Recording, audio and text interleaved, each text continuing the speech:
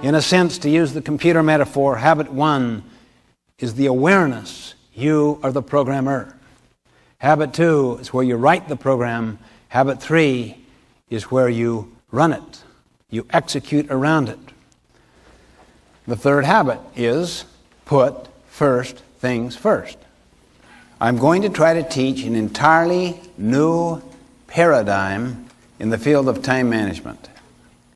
Essentially, it is a paradigm or a way of thinking which focuses on relationships rather than schedules.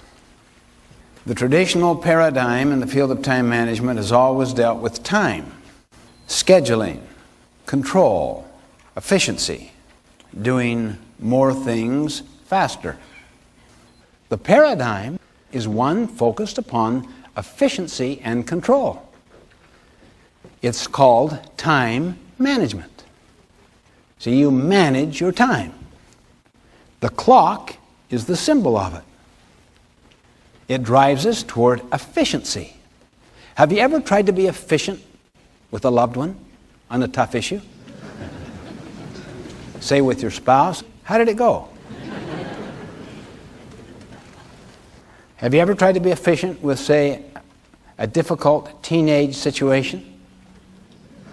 How did it go? You see, right off the bat, you and I know how foolish it is. But look at the paradigm that drives it. So what do? When it doesn't work, what do? We try to do it better, more efficiently. We try to be nicer. We try to be more positive. But the underlying paradigm, which is not questioned, of control and efficiency, and that we're right and the other is wrong, turns people into a thing. The paradigm I'm trying to teach today is one of a compass, based upon the sense of focusing upon the first things in our lives. And they are always relationships.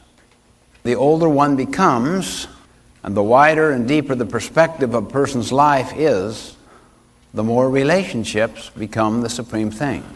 And the essence of all effectiveness basically deals with people, with relationships.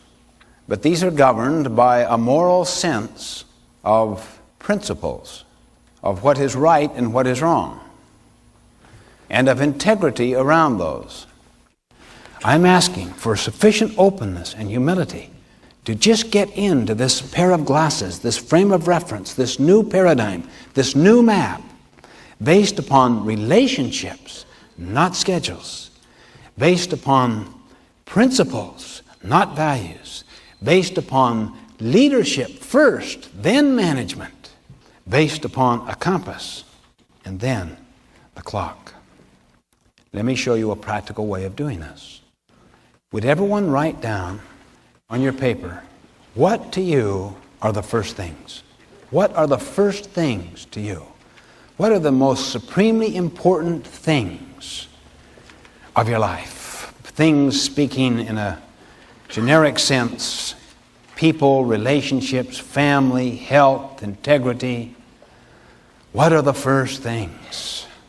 Just list 5 or 6.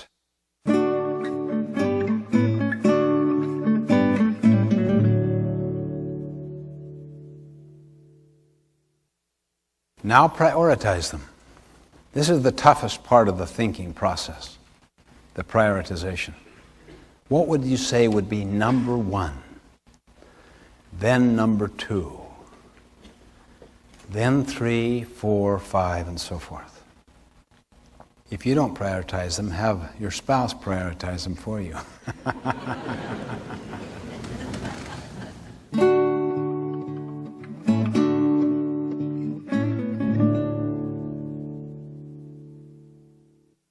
Now, I want you to answer these 2 questions.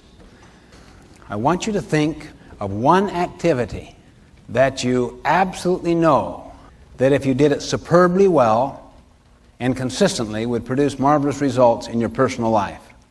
Then do the same thing for your professional or work life.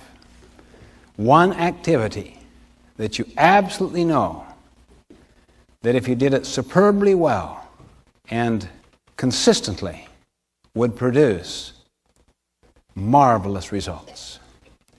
In other words, help to secure those first things you've identified. One activity under your personal, one activity under your work or professional life.